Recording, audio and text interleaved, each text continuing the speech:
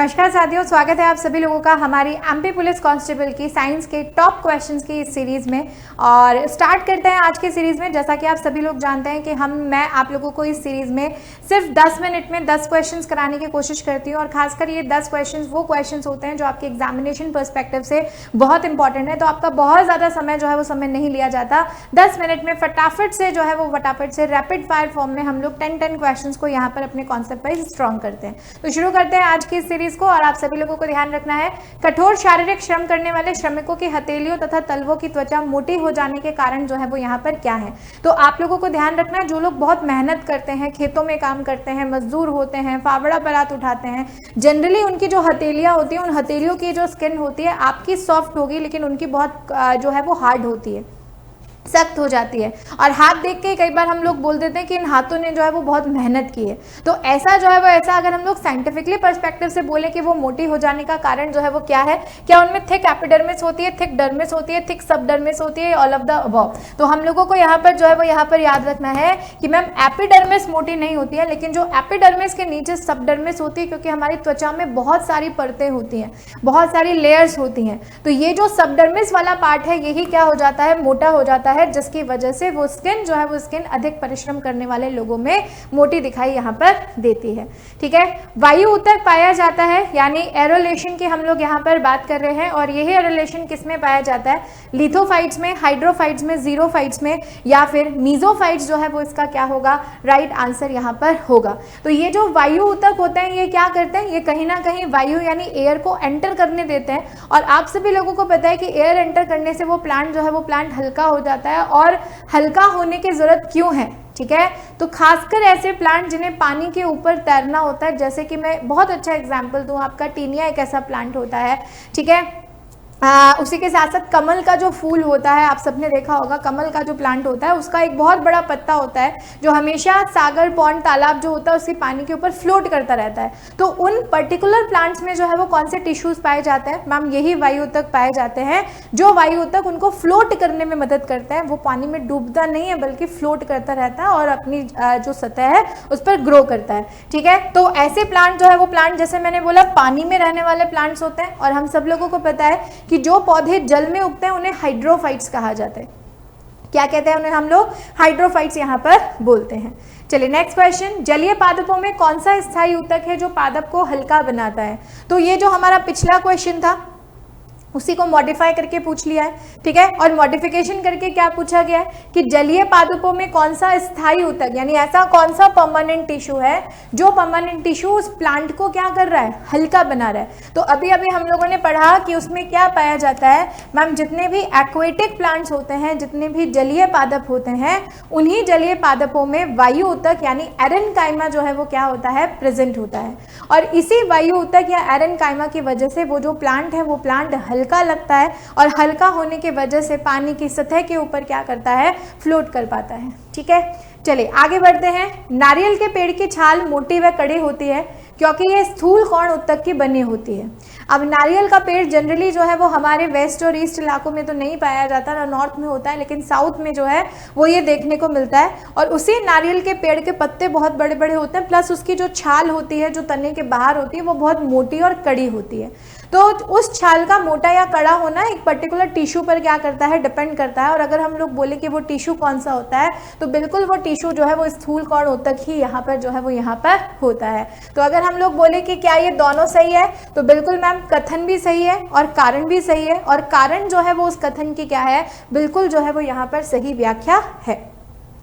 मानव शरीर की घातक अवशोषण परत जो है वो किससे बनी होती है। घातक अवशोषण परत का मतलब यहाँ पर क्या है, मतलब एक ऐसी लेयर जो लेयर हमारे लिए क्या होती है, हार्मफुल होती है, और कहीं ना कहीं कुछ ऐसे हानिकारक सब्सटेंसेस जो हैं उन्हें क्या कर लेती है, अवशोषित कर लेती है।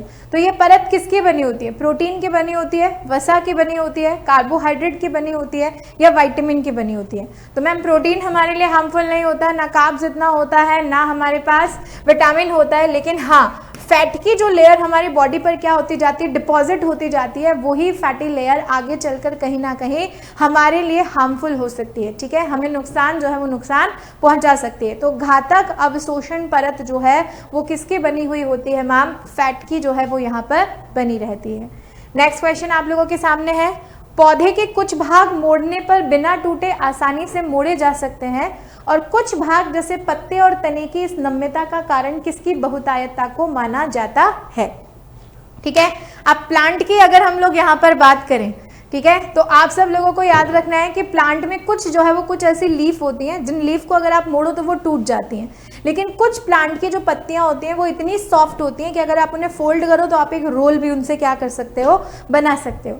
ठीक है, तो कुछ भाग बिना टूटे आसानी से मोड़े जा सकते हैं और इस नम्यता का कारण, तो सॉफ्ट होती है ना, नम्य होती है ना, और नम्य शब्द जो है वो यहाँ पर किससे रिलेट कर रहा है, मैं मृदुतक से रिलेट कर रहा है, यानी पैरेन्काइमा जो टिश्यू होता है, ठीक है, क्योंकि उनमें वो पैरेन्काइमा टिश्यू प्रेजेंट होता है, तो जिन भी अंगों में ये मृदुतक उपस्थित होगा वो कहीं ना कहीं उस पार्ट को क्या करेंगे, सॉफ्ट बनाए रखने में मदद करेंगे। तो ए यहाँ पर क्या हो जाएगा, राइट आंसर यहाँ पर हो जाएगा।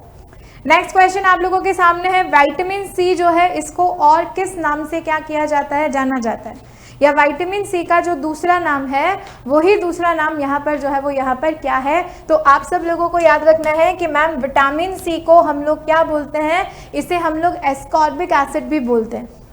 और जितने भी खट्टे मीठे फल होते हैं, ठीक है, क्या होते हैं मैम, जितने भी खट्टे मीठे फल होते हैं उन सभी फलों में यही विटामिन सी जो है वो हमें देखने को मिलता है। तो ये इसका क्या होता है, ये इसका रासायनिक नाम होता है।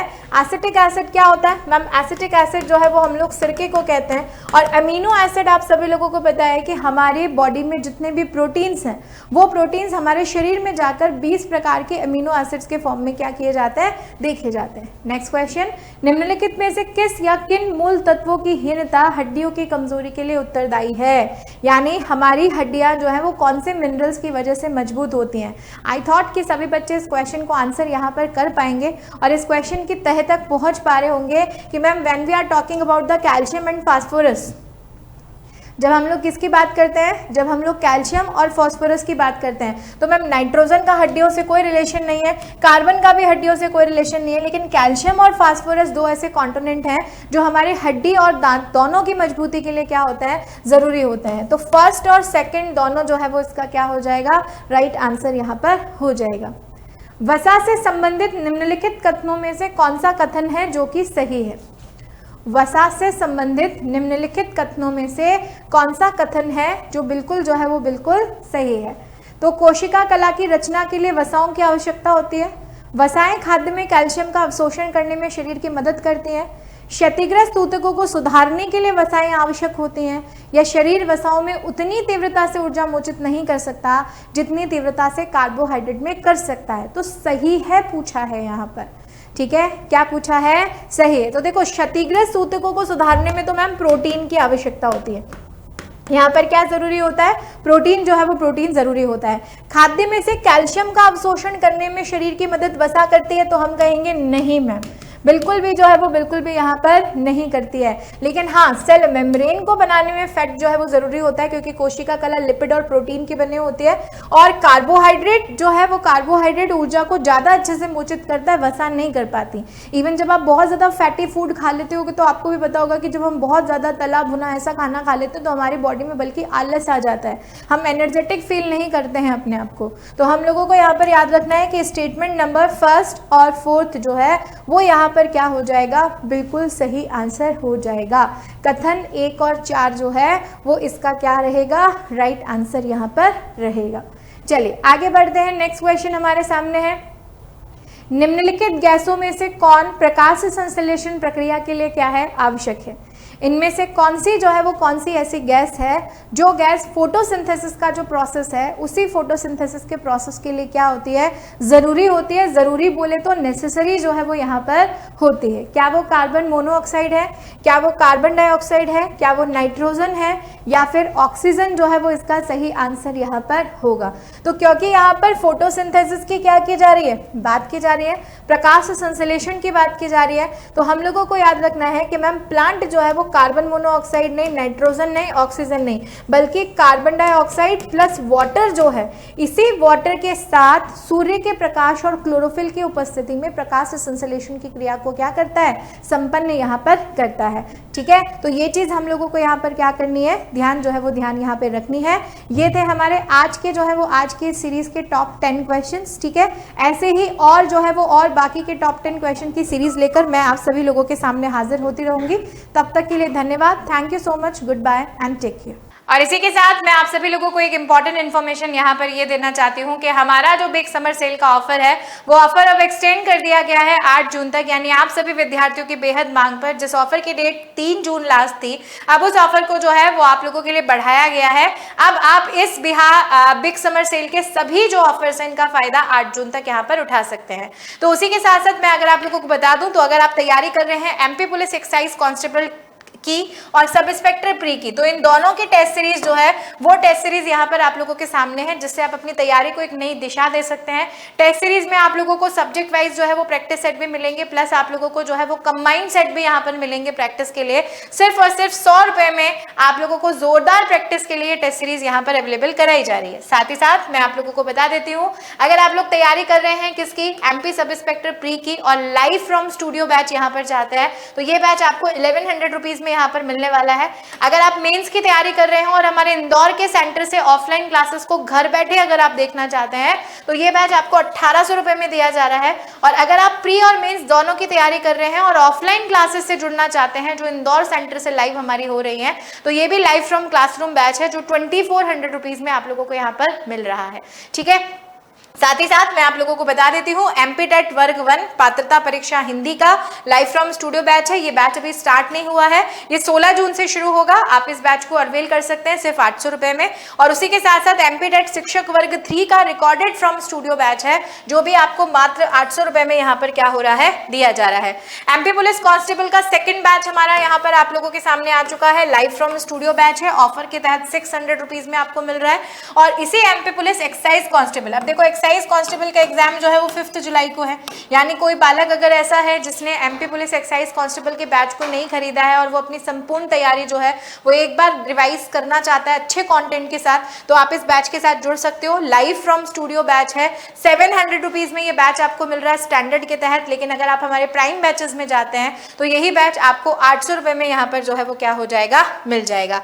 ठीक है, तो ये सारी चीजें हम लोगों को याद रखनी है। ये सारे बैचेस जो है वो आप लोगों के सामने है एमपी में। तो एमपी के जितने भी कोर्सेज हैं उन पर इस समय चल रहा है अप टू 90% डिस्काउंट, प्लस हर बैच को, जिस भी बैच को आप परचेज करेंगे उस पर 3 मंथ की एक्स्ट्रा वैलिडिटी आप लोगों को इस समय मिल रही है।